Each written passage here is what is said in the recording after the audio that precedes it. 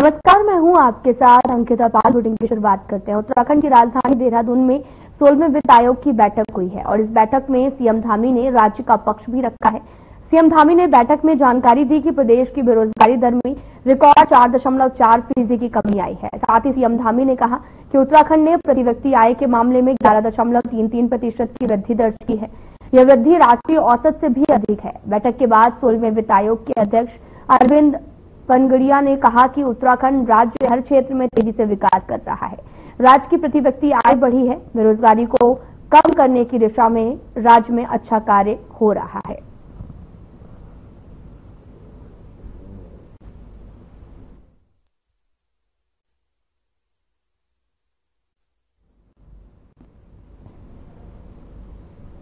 भारतीय सेना ने ऑपरेशन सिंदूर के तहत न सिर्फ पहलगाम आतंकी हमलों का बदला लिया है, बल्कि पाकिस्तान सेना को भी कड़ा सबक सिखाया है, जिसके बाद में देश भर में सेना के सम्मान में शौर्य यात्राएं निकाली जा रही हैं। उत्तराखंड में भी बीजेपी महिला मोर्चा अब सिंदूर यात्रा निकाल रही है, जिसको लेकर बीजेपी राज्य मंत्री मधु भट्ट ने कहा कि सिंदूर महिलाओं के सुहाग का प्रतीक होता है।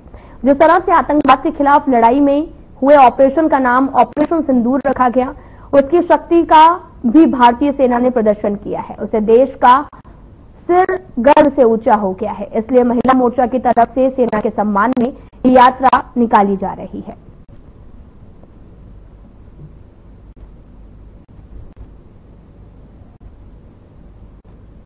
चल रहा है। देखिए, ऑपरेशन सिंदूर ये एक माननीय प्रधानमंत्री नरेंद्र मोदी जी का आभार और धन्यवाद करते हैं, जिस सरकार से उन्होंने जो महिलाओं का जो एक बहुत ही अमूल्य उनका जो उनका श्रृंगार होता है सिंदूर, उसका नाम देकर और उन आतताइयों के ठिकानों पर वार करके उनको बढ़िया मतलब ठीक है चल रहा है। अब क्या करें? अब मुख्यमंत्री पुष्कर सिंह धामी ने 16वें वित्त आयोग से पर्यावरणीय सेवाओं की लागत को देखते हुए पर्यावरणीय संवाद की भावना के अनुरूप उपयुक्त क्षतिपूर्ति का अनुरोध किया है। उन्होंने कर हस्तांतरण में वन आच्छादन के लिए भी निर्धारित भार को 20% तक बढ़ाने का सुझाव दिया है और कहा कि राज्य में वनों के उचित प्रबंधन संरक्षण के लिए विशेष अनुदान पर विचार होना चाहिए। धामी ने राज्य में बाहर से आने वाली आबादी फ्लोटिंग पॉपुलेशन की भी स्थापना सुविधाओं के लिए भी विशेष अनुदान की वकालत की है।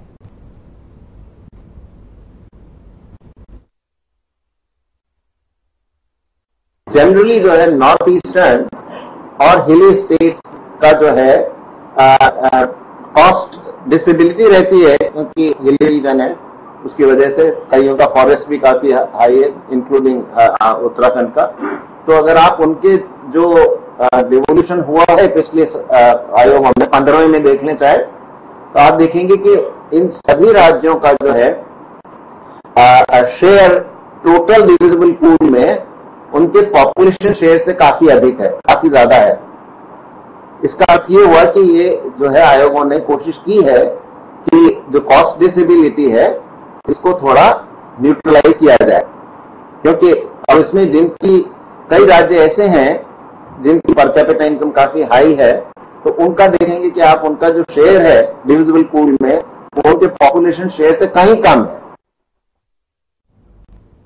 मुख्य सचिव आनंद वर्धन ने सचिवालय में आयुष विभाग की समीक्षा की है। मुख्य सचिव ने कहा कि उत्तराखंड आयुर्वेद की दृष्टि से अत्यंत महत्वपूर्ण है। उन्होंने कहा कि आयुर्वेद के क्षेत्र में अधिक लोगों को कैसे जोड़ा जाए, इससे अधिक शोध और अनुसंधान को बढ़ावा देने, आयुष चिकित्सक को आम जनमानस के बीच में लोकप्रिय बनाने के लिए योजना तैयार की जाए। मुख्य सचिव ने कहा कि प्रदेश में आयुर्वेद एवं होम्योपैथिक को आम जनमानस तक पहुंचाने के लिए शुरुआत में प्रदेश के 25 आयुष एवं वेलनेस सेंटर को सेंटर ऑफ एक्सीलेंस बनाया जाए। मुख्य सचिव ने राष्ट्रीय आयुष मिशन के अंतर्गत निर्माणाधीन आयुष अस्पतालों, मेडिकल कॉलेज के निर्माण कार्य पूरा किए जाने के हेतु समय सीमा निर्धारित किए जाने के निर्देश दिए हैं।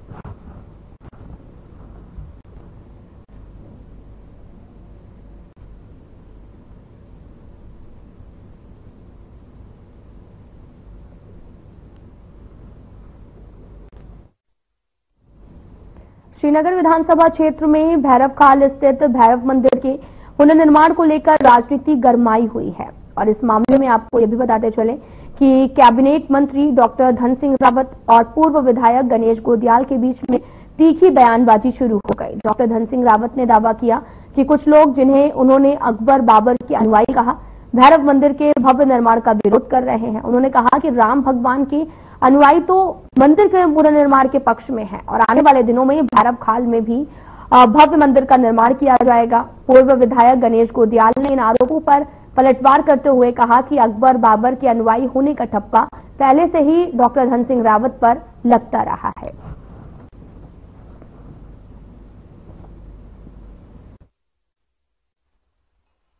नाथ जी की कृपा हम सब पे है और उनकी कृपा से आज यहाँ पे एक भव्य आयोजन किया गया है। यहाँ पे एक भव्य मंदिर सभी स्थानीय लोग हम लोग बनाएंगे और मुझे आशा विश्वास है कि एक बहुत बड़ा पर्यटन का केंद्र भी बनेगा, पर्यटन का केंद्र बनेगा। और जैसे हमारा धारी देवी का मंदिर है, जैसे हमारा श्रीनगर परमेश्वर का मंदिर है, जैसे भूखाल का मंदिर बन रहा है, वैसे इसी तरह पे मैं चाहता हूँ कि पूरा क्षेत्र सर्किट पर्यटन सर्किट से जोड़ा जाए। और मैं इस बात से आज मैं पुख्ता हो गया है कि हजारों लोगों को मैंने पूछा कि मंदिर बनना चाहिए कि नहीं बनना चाहिए। सब लोगों ने कहा कि मंत्री जी बहुत अच्छा मंदिर बनाइए और उनका आशीर्वाद मिल गया है, भैरवनाथ जी का आशीर्वाद मिल गया है। और मैं कह सकता हूँ कि जो राम के अनुयायी है वो सब चाहते हैं कि मंदिर बनना चाहिए। विधानसभा क्षेत्र के अंतर्गत भैरव खाल में एक सांस्कृतिक और जागर के कार्यक्रम में धन सिंह रावत जी ने कुछ बातें कही। आप सभी जानते हैं कि श्रीनगर विधानसभा क्षेत्र से विधायक हैं और वर्तमान में शिक्षा मंत्री हैं। मैं हमेशा कहता हूं कि धन सिंह रावत जी को अपने विचार व्यक्त करने चाहिए और क्योंकि जब कोई व्यक्ति अपने विचार व्यक्त करता है तो उस व्यक्ति के दिल में क्या है, उस व्यक्ति का सोचने का तरीका क्या है, उस व्यक्ति की सोच क्या है, ये पता चलता है। और कल एक बार फिर उनके दिमाग से नफरत की बातें, उनके दिल से नफरत की बातें सामने आई। उन्होंने कहा कि मैं यहां पर मंदिर बनाना चाहता हूं और जो लोग इस मंदिर को रोकने का काम कर रहे हैं वो बाबर के अनुयायी हैं। धन सिंह रावत जी, आपको ये स्थिति बहुत पूरी तरह पता है। पहली बात तो यहां की मैं बात कर लूं कि ये स्थिति आपको पूरी तरह पता है कि काल भैरव का जिस मंदिर को आप मंदिर बनाने की बात कर रहे हैं वो एक प्राकृतिक गुफा में पहले से पता नहीं कब से उस मंदिर में लोग, उस गुफा में लोग पूजा करते आ रहे हैं और स्थानीय लोगों का ये सेंटिमेंट है कि इस प्राकृतिक गुफा को न छेड़ा जाए।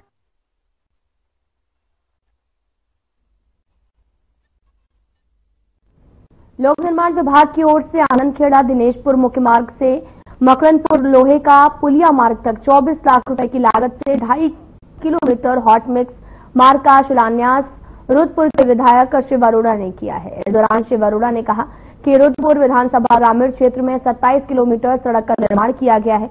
मुख्यमंत्री पुष्कर सिंह धामी के आशीर्वाद से 68 करोड़ रुपए की सड़कें रुद्रपुर विधानसभा के लोगों को समर्पित हैं। इसी के तहत आनंदखेड़ा दिनेशपुर मार्ग से मकरंदपुर लोहे की पुलिया तक हॉट मिक्स निर्माण कार्य का शुभारंभ किया गया है।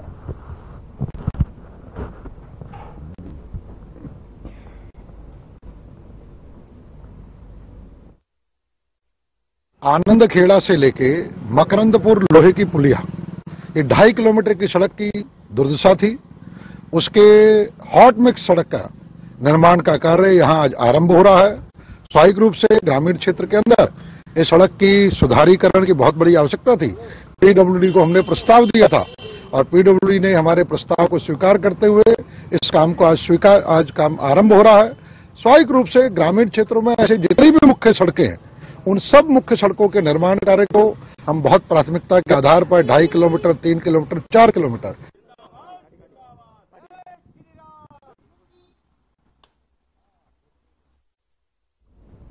पूर्व मुख्यमंत्री हरीश रावत द्वारा ऑपरेशन सिंदूर की सफलता के उपलक्ष्य में दी गई काफल पार्टी को लेकर आपको बताते चलें कि लगातार बयानबाजी भी जारी है। बीजेपी ने निशाना साधा।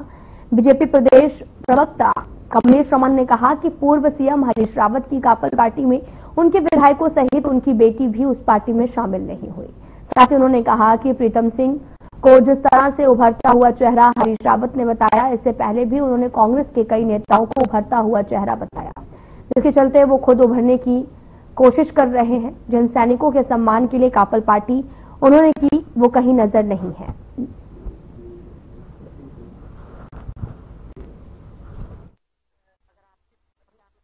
देखिए, ये काफल पार्टी उनकी अपनी व्यक्तिगत पार्टी काफल पार्टी थी या संगठन की पार्टी थी, अभी इस पर भी एक सवाल है।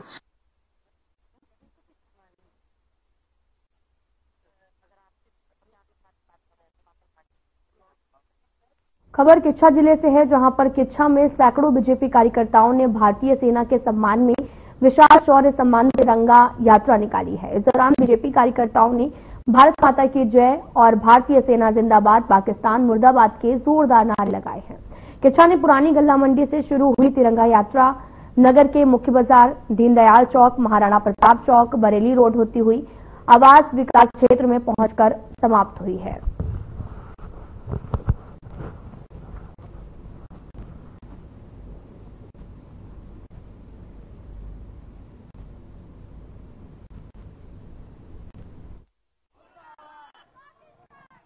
कि कुछ समय पूर्व पहलगांव में हमारी बहन बेटियों के साथ जो उनके सिंदूर की मांग को लाया गया धर्म पूछ कर, उसमें हमारे देश के लोगों में बड़ा आक्रोश था, बड़ा मतलब गुस्सा था।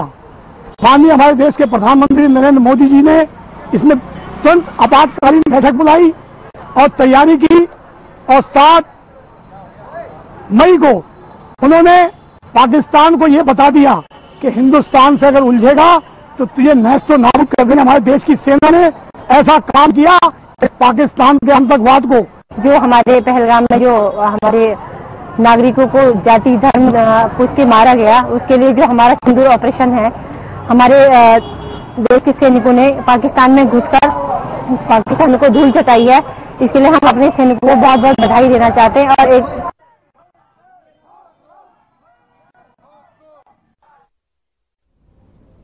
चारधाम यात्रा में बाबा केदार के दर्शन के लिए तीर्थयात्रियों की संख्या लगातार बढ़ रही है। बीते एक सप्ताह से धाम में प्रतिदिन 20,000 से भी अधिक श्रद्धालु दर्शन कर रहे हैं। अब तक केदारनाथ धाम में 3.81 लाख श्रद्धालु दर्शन कर चुके हैं, जबकि बद्रीनाथ, केदारनाथ, गंगोत्री, यमुनोत्री धाम में एक दिन में दर्शन करने वाले श्रद्धालुओं की संख्या 50,000 से अधिक है। इसमें सबसे अधिक श्रद्धालु केदारनाथ धाम पहुंच रहे हैं। पर्यटन विभाग की रिपोर्ट के अनुसार बीते एक सप्ताह से केदारनाथ में एक दिन में 20,000 से भी अधिक यात्री दर्शन कर रहे हैं। 30 अप्रैल से अब तक चारधाम यात्रा में करीब 10 लाख श्रद्धालु दर्शन कर चुके हैं।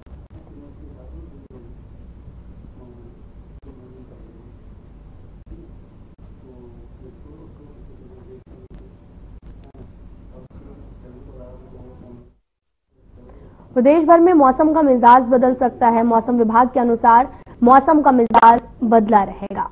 मौसम विज्ञान केंद्र के निदेशक विक्रम सिंह ने बताया कि उत्तरकाशी, चमोली, पिथौरागढ़ और बागेश्वर में आकाशीय बिजली चमकने, ओलावृष्टि और अधर चलने को लेकर भी ऑरेंज अलर्ट जारी किया गया है। इसके साथ ही पौड़ी, देहरादून, अल्मोड़ा, नैनीताल, चंपावत में गरज के साथ हल्की बारिश और अंधड़ को लेकर चेतावनी भी दी गई है।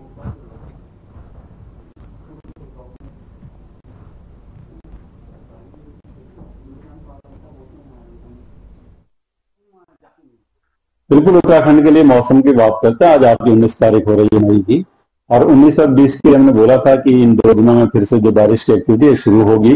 और अगर आप डिस्ट्रिक्ट वाइज देखेंगे तो जो अंदर के डिस्ट्रिक्ट है, उत्तरकाशी, चमोली, पिथौरागढ़, प्रयाग, बागेश्वर है, तो उनमें तो अनेक जगहों तक में हल्की से मध्यम बारिश आज जो है वो रहेगी और कल भी रहेगी। तो ये 2 दिन आप कह सकते हैं कि वहां पे बारिश जो है वो मिलेंगी।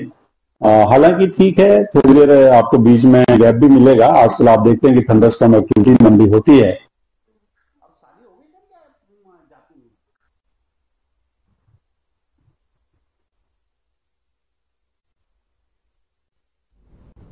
गुलदार और तेंदुओं के बढ़ते हुए हमलों को देखते हुए जिलाधिकारी डॉक्टर आशीष चौहान ने एक शानदार पहल शुरू की है। विशेषकर स्कूल जाने वाले बच्चों के लिए स्कूली बच्चों और अभिभावकों में डर का माहौल होता है, जिसे खत्म करने के लिए बच्चों को विद्यालयों में गुलदार से कैसे सावधानी बरतनी है, इसमें पाठ भी कराया जा रहा है। इसके अलावा स्कूलों में जल्द ही साइबर अपराध, ड्रग्स और पोस्को कानून का भी पाठ पढ़ाया जाएगा। जिलाधिकारी ने शिक्षा को सुरक्षा का माध्यम बनाते हुए जिला शिक्षा और प्रशिक्षण संस्थानों और शिक्षा विभाग के सहयोग से स्कूली बच्चों के लिए गुलदार और तेंदुए से बचाव पर आधारित एक अनूठा पाठ्यक्रम तैयार करवाया है।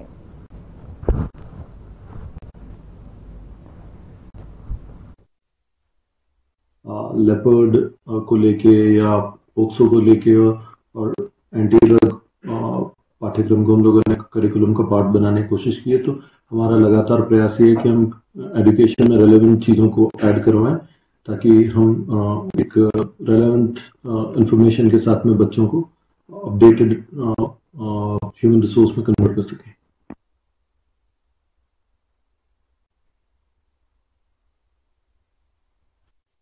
हल्द्वानी में जिला प्रशासन ने सड़क चौड़ीकरण और चौराहे चौड़ीकरण के बाद में हैंग खान से पनियाली रोड तक नहर और सड़क पर अतिक्रमण चिन्हित करना शुरू कर दिया है। प्रशासन ने निरीक्षण में लगभग 1.5 किलोमीटर नहर सड़क पर अतिक्रमण की कार्रवाई को चिन्हांकित करते हुए कई आवासीय और कॉमर्शियल बिल्डिंग की तरफ से सरकारी भूमि पर अतिक्रमण होना पाया है। साथ ही एसडीएम ने बताया कि सिंचाई विभाग की तरफ से इस मार्ग पर पक्के नाले का निर्माण भी किया जाना है, जिससे कि आवासीय क्षेत्र में जल भराव की समस्या से निजात मिल सके। लिहाजा प्रशासन ने अतिक्रमणकारियों में 16 बिल्डिंग्स पर निशाना लगाए हैं। साथ ही जनता से भी अपील की है कि 1 सप्ताह के भीतर वो खुद अपना अतिक्रमण हटा ले, नहीं तो प्रशासन सख्ती के साथ अतिक्रमण हटाएगा।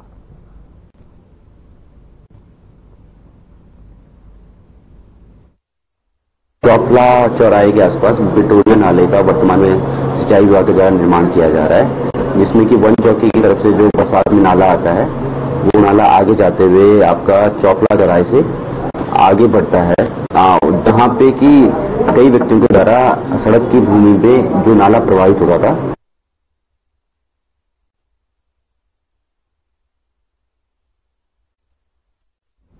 देहरादून में सेवा योजना कार्यालय की ओर से 31 मई 2025 की रोजगार मेले का आयोजन किया जाएगा। ये क्षेत्रीय सेवा आयोजन जो है वो कार्यालय में आयोजित होगा और इस वृद्ध रोजगार मेले में 38 कंपनियां आएंगी जो लगभग 1000 वैकेंसी के लिए योग्य पात्रों का चयन करेंगी। क्षेत्रीय सेवा योजना अधिकारी देहरादून मुकेश प्रसाद ने बताया कि जो भी रोजगार मेले में भाग लेना चाहते हैं वो अभ्यर्थी क्षेत्रीय सेवा योजना कार्यालय देहरादून में आकर पंजीकरण करवा सकते हैं।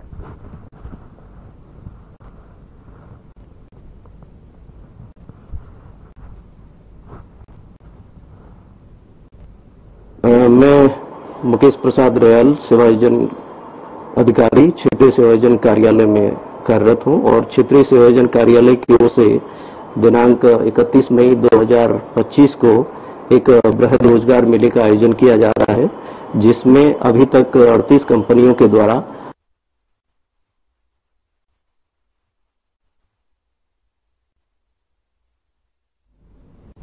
उत्तराखंड प्रदेश को नशा मुक्त प्रदेश बनाने की कवायद को लेकर मुख्यमंत्री कड़ा रुख अपनाए हुए हैं। वहीं जसपुर क्षेत्र के पतरामपुर ग्रामीण क्षेत्र में प्रतिबंध नशीली दवाइयों की बिक्री की शिकायत पर senior drugs inspector Neeraj Kumar के निर्देशन में छापेमारी की कार्रवाई की गई, जिसमें एक मेडिकल स्टोर में भारी अनियमितताएं भी मिली हैं।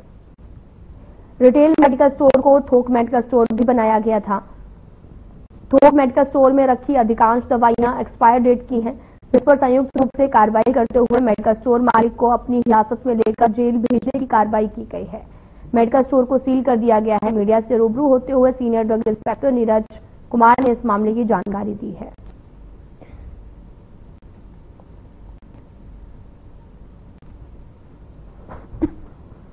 आज जिलाधिकारी महोदय, वरिष्ठ पुलिस अधीक्षक महोदय, जनपद नगर और हमारे अपर आयुक्त प्रशासन के डायरेक्शंस में मेडिकल जसपुर क्षेत्र में स्थित मेडिकल स्टोरों का औचक निरीक्षण की कार्रवाई करने के आदेश पास किए थे, जिस क्रम में आज ये 2 मेडिकल स्टोर सेक्शन के एक मेडिकल स्टोर में एक्सपायरी डेट के साथ साथ लाइसेंस होलसेल लाइसेंस पे रिटेल का व्यवसाय किया जाना पाया गया, जिसे और भी उसमें अनियमितताएं पाई गई जो जन स्वास्थ्य के साथ खिलवाड़ भी किया जा रहा था, जिस संबंध में उसको आज तहसील प्रशासन की टीम के साथ हमने उसको सील करने की कार्रवाई की। दूसरे मेडिकल स्टोर्स पे मन प्रभावी सॉफ्ट औषधि का भंडारण पाया गया, जिसका मौके पर बिल प्रस्तुत नहीं किया, जिसके संबंध में कार्रवाई चल रही है। नहीं है, मन प्रभावी कैप्सूल मिले हैं जो बिना बिल के नहीं रख सकते, ना ही दे सकते, तो उस संबंध में भी कार्रवाई जारी है।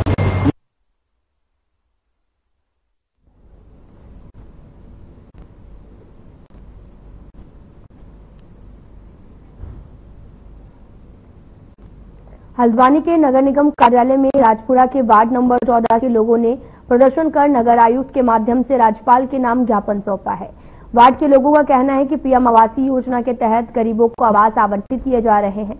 मानकों के अनुरूप उनके मकान रजिस्टर्ड होने चाहिए। वहीं कई लोग इस मानक पर खरे नहीं उतर रहे। उनका कहना है कि यदि सरकार इस बिंदुओं को हटा दे तो कई गरीबों को आवासीय योजना का लाभ मिलेगा। साथ ही उन्होंने चेतावनी दी है, यदि उनकी नहीं सुनी जाएगी तो वे आगे आंदोलन भी करेंगे।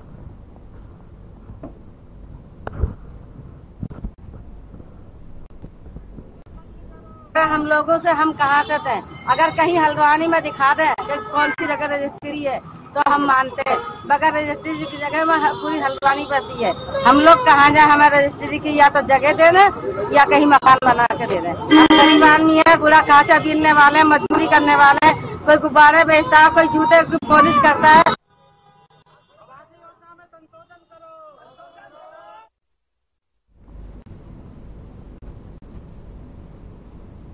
खबर लालकुआ से है, जहां पर नगर की सड़कों एवं सार्वजनिक स्थानों पे खुले में गंदगी और कूड़ा फेंकने वालों की अब खैर नहीं है। नगर पंचायत प्रशासन अब ऐसे लोगों के खिलाफ शिकंजा कसने जा रहा है, जहां पर नगर पंचायत ने खुले में कूड़ा गंदगी फैलाने वाले लोगों पर जुर्माना लगाने के साथ साथ कानूनी कार्रवाई की तैयारी कर ली है, जिसके लिए जल्द ही एक विशेष अभियान भी चलाया जाएगा।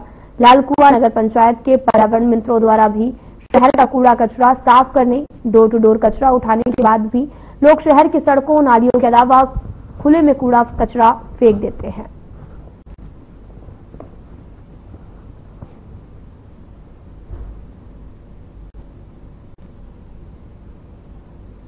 लालकुआ नगर क्षेत्र को स्वच्छ और अच्छा बनाए रखने के लिए पूरी तरह प्रतिबद्ध है।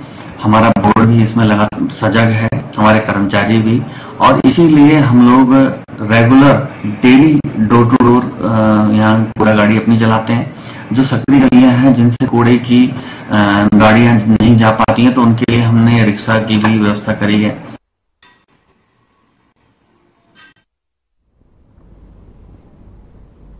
हल्द्वानी के गोलापार सुल्तान नगरी में बिजली विभाग के कनेक्शन देने पर रोक लगाए जाने को लेकर ग्रामीणों ने प्राधिकरण कार्यालय के बाहर प्रदर्शन कर प्रशासनिक कार्रवाई पर आक्रोश व्यक्त किया है। दर्शन कर रहे ग्रामीणों का कहना है कि प्राधिकरण के नाम पर ग्रामीणों को बिजली, पानी, सड़क को लेकर कोई सुविधाएं नहीं मिल रही हैं।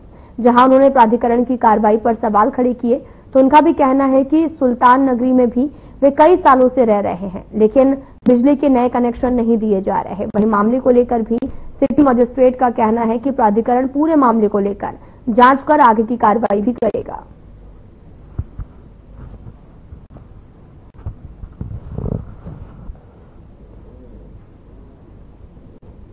सुल्तान नगरी क्षेत्र के कुछ ग्रामीण आए थे, अभी हमारे से मिले हैं, और उनके द्वारा कुछ अपने आधारभूत सुविधाओं को लेकर बात की गई है। ये जो स्थल है ये चूंकि पट्टे वाली जमीन पर है और उनके और भी मसले हैं जो राजस्व विभाग और वन विभाग से संबंधित हैं। जहां तक प्राधिकरण का विषय है, प्राधिकरण निरंतर जो विकास कार्य है उसमें हम हैं गोलापार ग्रामीण एरिया से। अगर मैं ग्रामीण एरिया की बात करूं, मैं कह रहा हूँ सुल्तान नगरी एक ऐसा क्षेत्र है जिनमें 3-3 चौथी पीढ़ी चल रही है, चौथी पीढ़ी चल रही है और तत्काल में मैं कहूँगा विभाग द्वारा वहाँ पर बिजली का कनेक्शन बंद कर दीजिए। आखिर क्यों भाई, जब तुम रेहड़ी ठेली वाले को बिजली का कनेक्शन दे रहे हो तो ऐसा सौतेला व्यवहार सुल्तान नगरी के लिए क्यों? और लाइट की परेशानी, पानी की परेशानी, रोड की परेशानी, हमें 7 साल से हम वहाँ रहे हैं। 3 पुश्त हमारे वहाँ हो गए, तो 3 कहाँ हो गए हैं, और इतने सालों से हम परेशान रहते हैं। वहाँ क्यों रहते हैं, क्या कारण है हमें परेशान रहने का? क्यों आए यहाँ पे? अरे हम आए हैं, रोड नहीं, पानी नहीं, बिजली नहीं है, मालिकाना हक नहीं।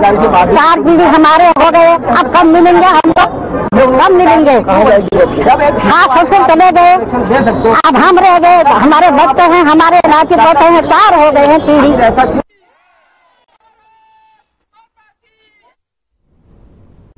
फिलहाल में इतना ही। नमस्कार।